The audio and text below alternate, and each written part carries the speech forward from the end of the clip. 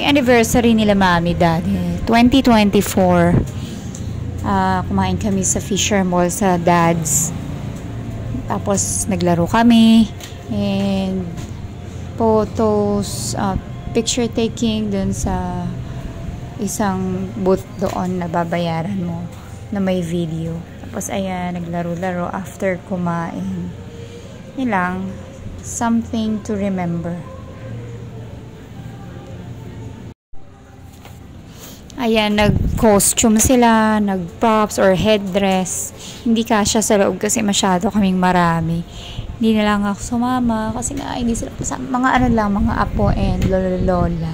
So doon na lang kami sa labas, picture with cellphones.